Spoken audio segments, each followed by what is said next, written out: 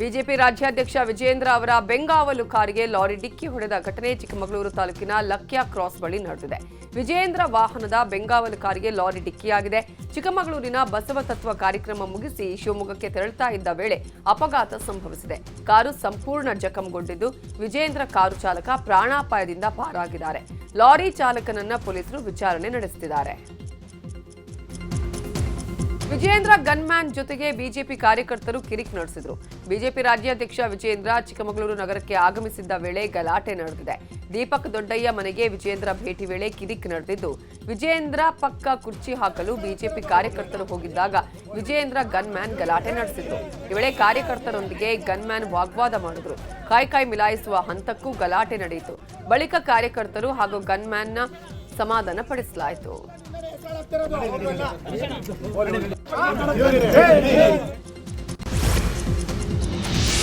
ಚಿಕ್ಕಮಗಳೂರಿನ ಬಿಜೆಪಿ ರೈತ ಮೋರ್ಚಾ ರಾಜ್ಯ ಪ್ರಧಾನ ಕಾರ್ಯದರ್ಶಿ ಕಲ್ಮುರಡಪ್ಪ ಮನೆಗೆ ವಿಜಯೇಂದ್ರ ಭೇಟಿ ನೀಡಿ ಚರ್ಚಿಸಿದರು. ಈ ವೇಳೆ ಯಡಿಯೂರಪ್ಪಗೆ ಕೋರ್ಟ್ ಕೊಟ್ಟಿರುವ ಸಮನ್ಸ್ ವಿಚಾರಕ್ಕೆ ಪ್ರತಿಕ್ರಿಯೆ ಕೊಟ್ಟರು. ಕಾನೂನಾತ್ಮಕವಾಗಿ ಯಡಿಯೂರಪ್ಪನವರು ಇದನ್ನ ಎದುರಿಸುತ್ತಾರೆ, ಅದೊಂದು ಕಾನೂನು ಪ್ರೋಸೆಸ್ ಅಷ್ಟೇ ಅಂತ ಹೇಳಿದರು.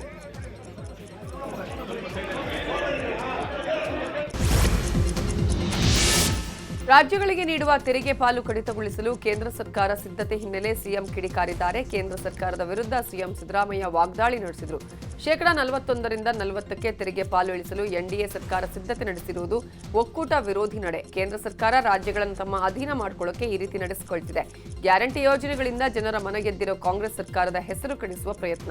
15ನೇ ಹಣಕಾಸಿನ ತೆರಿಗೆ ಹಂಚಿಕೆಯ ಪ್ರಮಾಣವನ್ನು 4% 3.64ಕ್ಕೆ ಇಳಿಸಲಾಗಿದೆ. ಇದರಿಂದ ಕರ್ನಾಟಕ ಕಳೆದ 5 ವರ್ಷಗಳಲ್ಲಿ 68,775 ಕೋಟಿ ರೂಪಾಯಿ ಕಳೆದುಕೊಂಡಿದೆ. 6,000 ಕೋಟಿ ಮೊತ್ತದ ವಿಶೇಷ ಅನುದಾನವನ್ನು ಕೇಂದ್ರ ಬಿಡುಗಡೆ ಮಾಡಿಲ್ಲ. ರಾಜ್ಯಕ್ಕೆ ನ್ಯಾಯಯುತ ತೆರಿಗೆ ಪಾಲು ಕೊಡಲು ಕೇಂದ್ರಕ್ಕೆ ಮನವಿ ಮಾಡಲಾಗ್ತಿದೆ.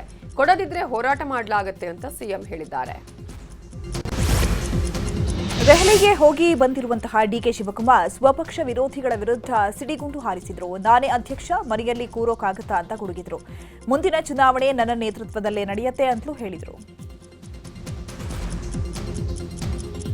ಡಿಕೆ ಶಿವಕುಮಾರ್ ಸಾಫ್ಟ್ ಹಿಂದುತ್ವ ವಿಚಾರದ ಬಗ್ಗೆ ಚಿತ್ರದುರ್ಗದಲ್ಲಿ ಮಾತನಾಡಿದಂತಹ ಸಚಿವ ಸತೀಶ್ ಜಾರಕಿಹೊಳಿ, ಹಿಂದುತ್ವದ ಜಪ ಯಾಕೆ ಮಾಡಬಾರದು, ಅವರ ಭಕ್ತಿ ಅವರಿಗೆ ಬಿಟ್ಟ ವಿಚಾರ, ಅದು ಅವರ ವೈಯಕ್ತಿಕ ಸ್ವಾತಂತ್ರ್ಯ. ಡಿಕೆ ಶಿವಕುಮಾರ್ ರಾಜ್ಯದಲ್ಲಿ ಏಕನಾಥ ಶಿಂದೆ ಆಗ್ತಾರೋ ಇಲ್ವೋ ಅದು ನನಗೆ ಗೊತ್ತಿಲ್ಲ ಅಂತ ಹೇಳಿದರು.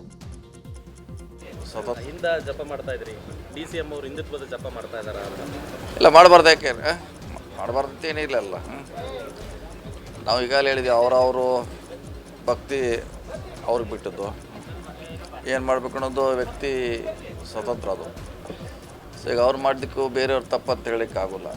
ಅದು ಅವ್ರವ್ರ ಇಷ್ಟ ಅಂತ ಮುಂಚೆನೂ ಹೇಳಿದ್ವಿ, ಈಗೂ ಕೂಡ ಅದೇ ಹೇಳ್ತೀವಿ. ಈಗ ಅವ್ರು ಪೂಜೆ ಮಾಡಿದ್ರೆ ಕುಂಭ ಬೆಳಕು ನಾವೇನು ಹೇಳ್ಬೇಕು ಹೇಳಿ, ನೀವೇ ಹೇಳಿ. ಅಲ್ಲ, ಆಗಿಂದ ಒಂದು ಚರ್ಚೆ ಆಗ್ತಾ ಇದೆ, ರಾಜ್ಯದಲ್ಲಿ ಏಕನಾಥ್ ಶಿಂದೆ ಆಗ್ತಾರಾ ಡಿಕೆ ಶಿವಕುಮಾರ್ ಅವರು ಅನ್ನೋ ಚರ್ಚೆ. ನೀವು ಅವ್ರನ್ನ ಕೇಳಬೇಕಲ್ಲ. ಈಗ ನನ್ನ ಕೇಳಿದ್ರೆ ನನಗೇನು ಗೊತ್ತಿ, ಈಗ ಇದನ್ನು ಮೊದಲು ನನಗೆ ಕೇಳ್ತೀರಿ, ಈಗ ಅವ್ರನ್ನ ಕೇಳಿದ್ರೆ ಹೆಂಗೆ ಕತಿ ನಾವು ಹಿಂದೆ ಜಪ ಮಾಡ್ತಾ ಇದ್ರಿ.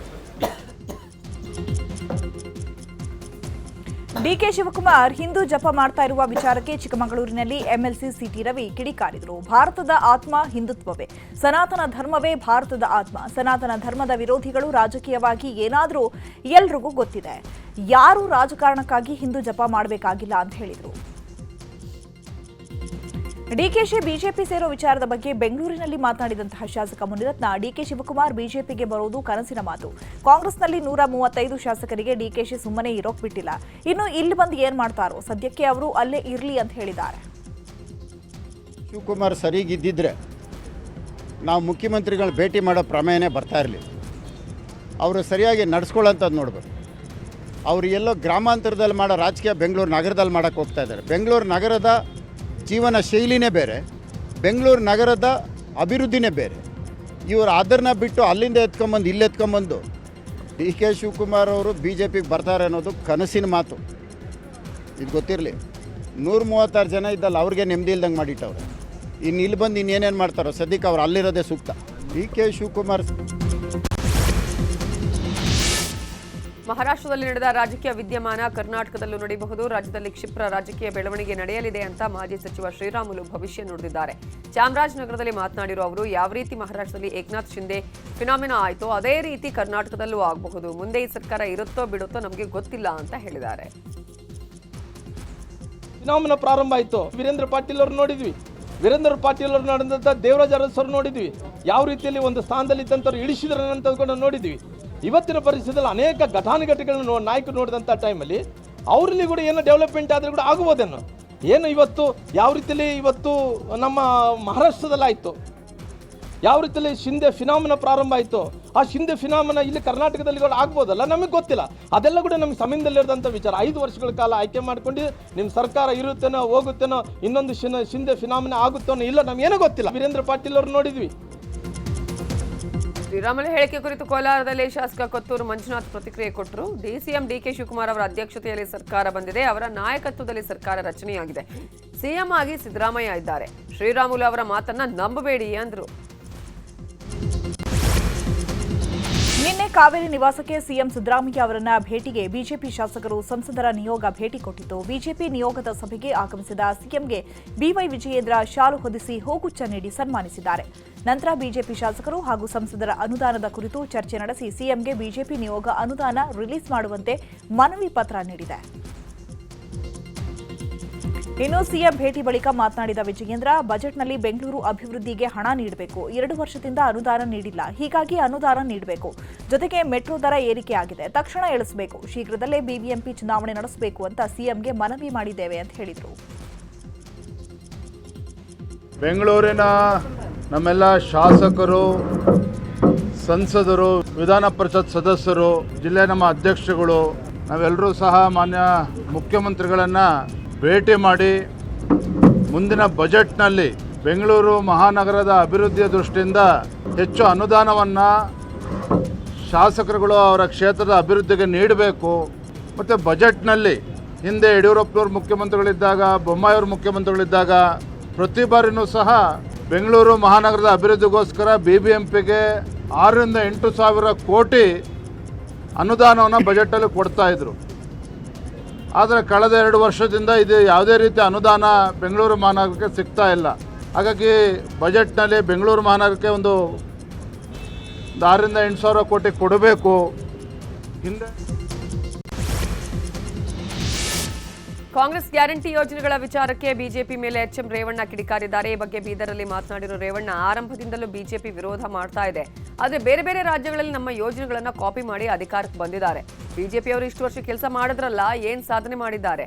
ಮುರುಕಲ್ ಸೈಕಲ್, ಹರಕಲ್ ಸೀರೆ ಕೊಟ್ಟಿದ್ದಾರೆ ಅಂತ ಲೇವಡಿ ಮಾಡಿದ್ರು. ಗಂಡಸರಿಗೂ ಸರ್ಕಾರ ಗುಡ್ ನ್ಯೂಸ್ ಕೊಡಲು ಸಜ್ಜಾಗಿದೆ. ಡಯಾಲಿಸಿಸ್ಗೆ ಒಳಗಾದ ಗಂಡಸರಿಗೆ ಶಕ್ತಿ ಯೋಜನೆ ವಿಸ್ತರಿಸಲು ಚಿಂತನೆ ನಡೆಸಲಾಗ್ತಾ ಇದೆ. ಈ ಬಗ್ಗೆ ಸಿಎಂಗೆ ಸ್ಪೀಕರ್ ಯುಟಿ ಖಾದರ್ ಪತ್ರ ಬರೆದು ಮನವಿ ಮಾಡುವಂತಹ ಸಾಧ್ಯತೆ ಕೂಡ ಇದೆ. ಈ ಕುರಿತು ಡಯಾಲಿಸಿಸ್ ರೋಗಿಗಳಿಂದ ಸ್ಪೀಕರ್ ಖಾದರ್ಗೆ ಸಾಕಷ್ಟು ಮನವಿ ಬಂದಿದ್ದು, ರೋಗಿಗಳ ಮನವಿಗೆ ಸ್ಪಂದಿಸಿ ಸಿಎಂಗೆ ಪತ್ರ ಬರೆದಿದ್ದಾರೆ. ಆಸ್ಪತ್ರೆಗೆ ಹೋಗಲು ಡಯಾಲಿಸಿಸ್ ರೋಗಿಗಳು ಬಸ್ನಲ್ಲಿ ಹೆಚ್ಚಾಗಿ ಪ್ರಯಾಣ ಮಾಡ್ತಿದ್ದಾರೆ. ಹೀಗಾಗಿ ಬಸ್ನಲ್ಲಿ ಪ್ರಯಾಣಿಸುವ ಡಯಾಲಿಸಿಸ್ ರೋಗಿಗಳಿಗೆ ಉಚಿತ ಬಸ್ ಸಾರಿಗೆಗೆ ಅವಕಾಶ ಕೊಡಬೇಕು ಅಂತ ಮನವಿಯನ್ನ ಮಾಡಿದ್ದಾರೆ. ಮಾಂಕಾಳ ವೈದ್ಯ ಒಬ್ಬರು ಹೀರೋ ಅಂತ ಬಿಜೆಪಿ ಶಾಸಕ ದಿನಕರ್ ಶೆಟ್ಟಿ ಹೇಳಿದ್ದಾರೆ. ಹೊನ್ನಾವರದಲ್ಲಿ ನಡೆದ ಆದಿಚುಂಚನಗಿರಿ ಶಾಖಾ ಮಠದ ಉದ್ಘಾಟನಾ ಕಾರ್ಯಕ್ರಮದಲ್ಲಿ ದಿನಕರ್ ಶೆಟ್ಟಿ ಈ ರೀತಿಯ ಹೇಳಿಕೆ ಕೊಟ್ಟಿದ್ದಾರೆ. ಒಕ್ಕಲಿಗರ ಅಭಿವೃದ್ಧಿಗೆ ನಾನು ಸರ್ಕಾರದ ಹಣ ವಿನಿಯೋಗ ಮಾಡಿದ್ರೆ ಅವರು ತಮ್ಮ ಸ್ವಂತ ಹಣ ವಿನಿಯೋಗ ಮಾಡಿದ್ದಾರೆ. ಹೀಗಾಗಿ ಮಾಂಕಾಳ ವೈದ್ಯ ಹೀರೋ ಅಂತ ದಿನಕರ್ ಶೆಟ್ಟಿ ಬಣ್ಣಿಸಿದ್ದಾರೆ.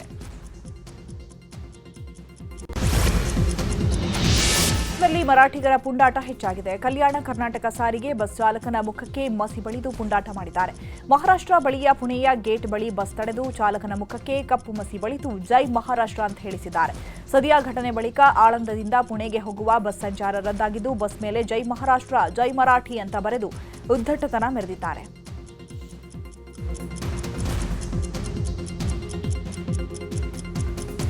ಕರ್ನಾಟಕ ಬಸ್ಗಳ ಮೇಲಿನ ಎಂಇಎಸ್ ಪುಂಡಾಟ ಖಂಡಿಸಿ ಧಾರವಾಡದಲ್ಲಿ ಜಯ ಕರ್ನಾಟಕ ಸಂಘಟನೆಯಿಂದ ಪ್ರತಿಭಟನೆ ನಡೆಸಲಾಯಿತು. ನಗರದ ಜಿಲ್ಲಾಧಿಕಾರಿ ಕಚೇರಿ ಎದುರು ಪ್ರತಿಭಟನೆ ನಡೆಸುವ ಮೂಲಕ ಕಂಡಕ್ಟರ್ ಮೇಲೆ ಹಲ್ಲೆ ಮಾಡಿದವರ ವಿರುದ್ಧ ಕ್ರಮಕ್ಕೆ ಆಗ್ರಹಿಸಲಾಯಿತು.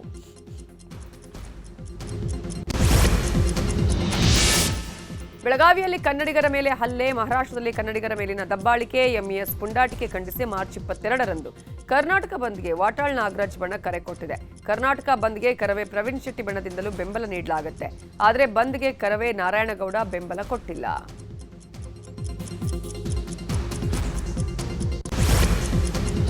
ಇವತ್ತಿನಿಂದ ದ್ವಿತೀಯ ಪಿಯು ಪರೀಕ್ಷೆ ಆರಂಭವಾಗಲಿದೆ. ರಾಜ್ಯಾದ್ಯಂತ 1171 ಕೇಂದ್ರಗಳಲ್ಲಿ ಬಿಗಿ ಭದ್ರತೆಯಲ್ಲಿ ದ್ವಿತೀಯ ಪಿಯುಸಿ ಪರೀಕ್ಷೆ ನಡೆಯಲಿದೆ. ಒಟ್ಟು 7,13,862 ವಿದ್ಯಾರ್ಥಿಗಳು ಪರೀಕ್ಷೆಗೆ ಹಾಜರಾಗಲಿದ್ದಾರೆ. 3,35,468 ಗಂಡು ಮಕ್ಕಳು, 3,78,389 ಹೆಣ್ಣು ಮಕ್ಕಳು ಹಾಗೂ 5 ತೃತೀಯ ಲಿಂಗಿಗಳಿದ್ದಾರೆ. ವೆಬ್ಕಾಸ್ಟಿಂಗ್, ಸಿಸಿಟಿವಿ ಕಣ್ಗಾವಲಿನಲ್ಲಿ ಪರೀಕ್ಷೆ ನಡೆಯಲಿದೆ. ಶಿಕ್ಷಣ ಸಚಿವ ಮಧು ಬಂಗಾರಪ್ಪ ಬೆಳಗ್ಗೆ 9:30ಕ್ಕೆ ಬೆಂಗಳೂರು ಉತ್ತರ ಜಿಲ್ಲೆಯ ಮಲ್ಲೇಶ್ವರಂನ ಸರ್ಕಾರಿ ಪದವಿ ಪೂರ್ವ ಕಾಲೇಜಿಗೆ ಭೇಟಿ ನೀಡಿ ಪರೀಕ್ಷಾ ಸಿದ್ಧತೆ ಪರಿಶೀಲಿಸಲಿದ್ದಾರೆ.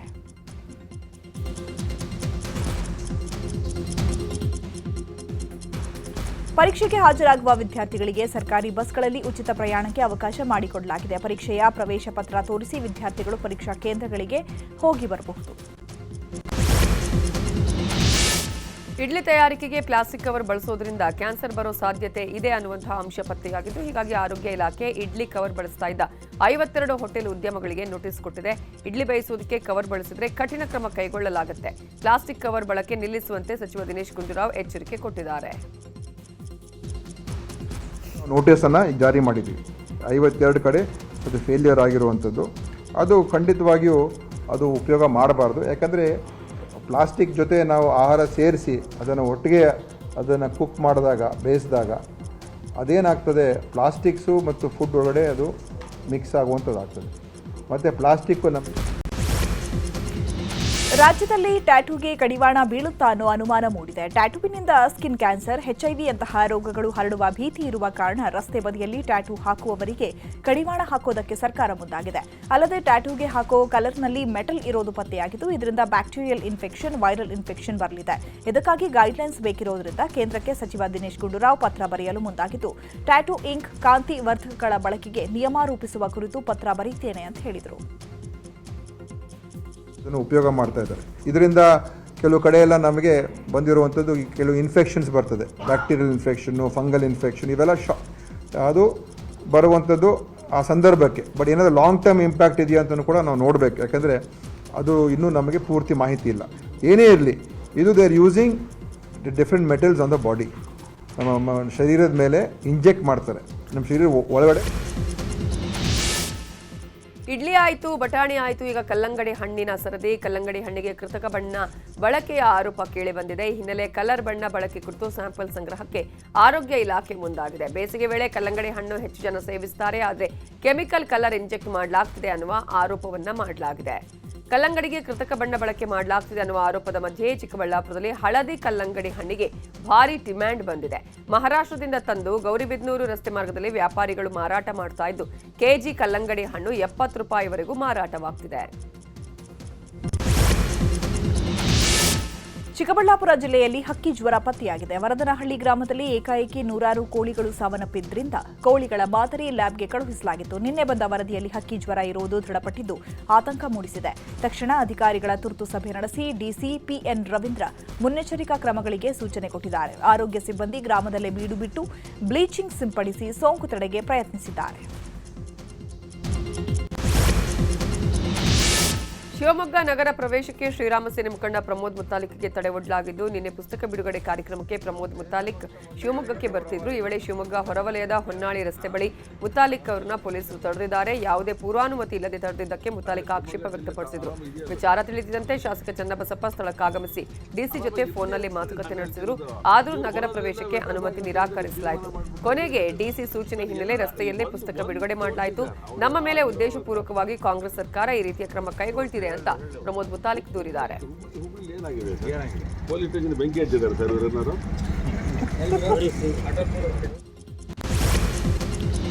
ಚಿತ್ರದುರ್ಗ ರೇಣುಕಾಸ್ವಾಮಿ ಕೊಲೆ ಪ್ರಕರಣದ ಆರೋಪಿ ದರ್ಶನ್ಗೆ ಬಿಗ್ ರಿಲೀಫ್ ಸಿಕ್ಕಿದೆ. ದರ್ಶನ್ ಇನ್ಮುಂದೆ ದೇಶದ ಯಾವ ಮೂಲೆಗೆ ಬೇಕಾದರೂ ಹೋಗಬಹುದು, ಬೆಂಗಳೂರು ಬಿಟ್ಟು ಹೋಗಂಗಿಲ್ಲ ಎಂಬ ಷರತ್ತನ್ನು ಹೈಕೋರ್ಟ್ ಸಡಿಲಿಸಿದೆ. ವಿದೇಶಕ್ಕೆ ಹೋಗೋದಾದರೆ ಮಾತ್ರ ಕೋರ್ಟ್ ಅನುಮತಿ ಪಡೆಯಬೇಕು.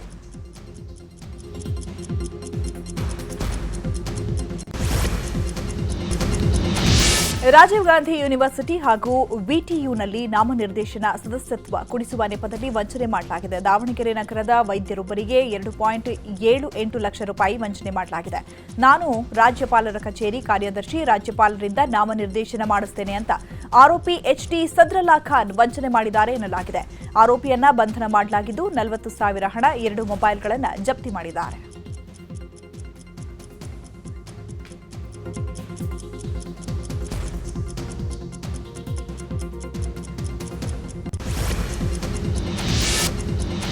ಕೊಳ್ಳೇಗಾಲ ಪಟ್ಟಣದ ಎಪಿಎಂಸಿ ಆವರಣದ ಗೋದಾಮಿನಲ್ಲಿ ಶೇಖರಣೆ ಮಾಡಿಟ್ಟಿದ್ದಂತಹ 69 ಕ್ವಿಂಟಾಲ್ ಪಡಿತರ ಅಕ್ಕಿ ಕಳ್ಳತನ ಮಾಡಲಾಗಿದೆ.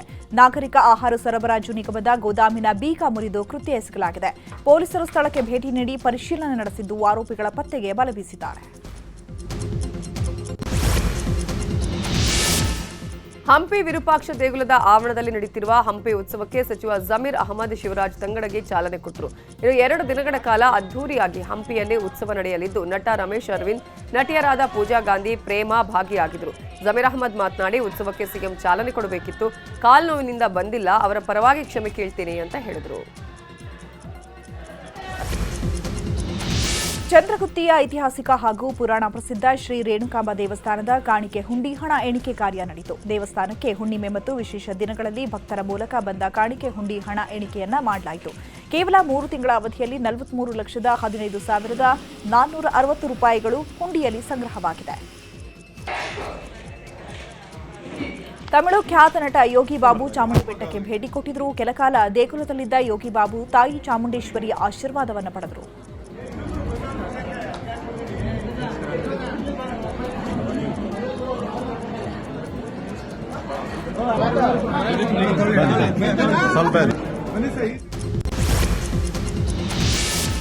ವಿಧಾನಸೌಧದಲ್ಲಿ 2ನೇ ದಿನವೂ ಪುಸ್ತಕ ಮೇಳ ನಡೀತಾ ಇದೆ. ಪುಸ್ತಕ ಮೇಳದ ಸಂವಾದ ಕಾರ್ಯಕ್ರಮ ಏರ್ಪಡಿಸಲಾಗಿದೆ. ದೃಶ್ಯ ಮತ್ತು ಮುದ್ರಣ ಮಾಧ್ಯಮಗಳ ಜವಾಬ್ದಾರಿ ವಿಷಯದ ಬಗ್ಗೆ ಸಂವಾದ ನಡೆಸಲಾಗಿದೆ.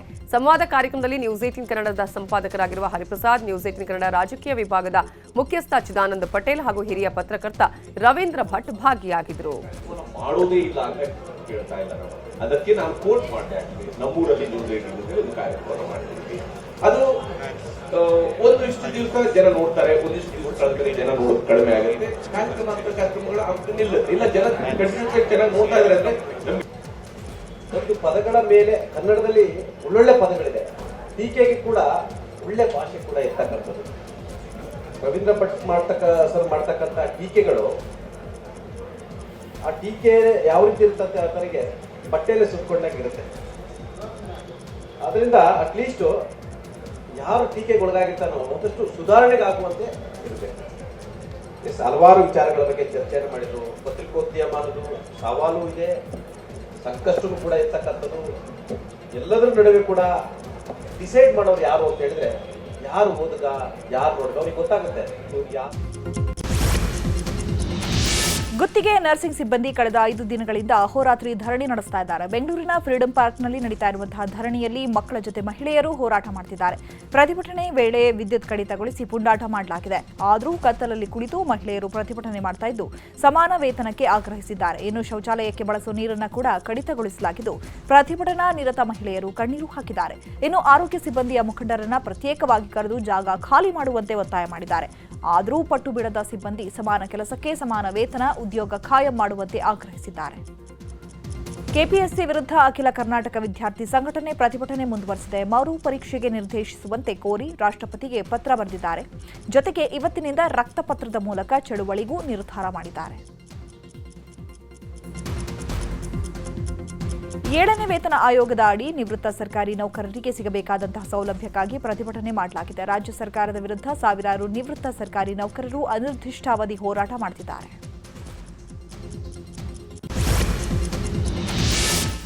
ಉತ್ತರಾಖಂಡದ ಬದರಿನಾಥದಲ್ಲಿ ಭೀಕರ ಹಿಮಪಾತ ಸಂಭವಿಸಿದೆ. ಹೆದ್ದಾರಿಯಲ್ಲಿ ಕೆಲಸ ಮಾಡುತ್ತಿದ್ದ 57 ಕಾರ್ಮಿಕರ ಮೇಲೆ ಹಿಮ ಕುಸಿದಿದ್ದು ಹಿಮದಡಿ ಸಿಲುಕಿರುವ ಕಾರ್ಮಿಕರ ರಕ್ಷಣಾ ಕಾರ್ಯವನ್ನ ಮಾಡಲಾಗುತ್ತಿದೆ. ಈಗಾಗಲೇ ಹಲವು ಕಾರ್ಮಿಕರನ್ನ ಹೊರಗೆ ತೆಗೆದಿದ್ದು ಇನ್ನುಳಿದ ಕಾರ್ಮಿಕರಿಗಾಗಿ ಹಿಮದಲ್ಲಿ ಶೋಧ ಕಾರ್ಯ ನಡೆಸಲಾಗುತ್ತಿದೆ.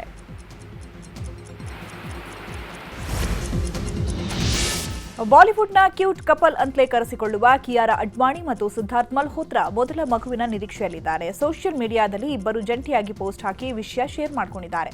ನಮ್ಮ ಜೀವನದ ದೊಡ್ಡ ಕೊಡುಗೆ ಶೀಘ್ರದಲ್ಲೇ ಬರಲಿದೆ ಅನ್ನುವ ಬರಹದೊಂದಿಗೆ ಮಗುವಿನ ಸಾಕ್ಸ್ಗಳ ಚಿತ್ರವನ್ನು ಪೋಸ್ಟ್ ಮಾಡಿದ್ದಾರೆ.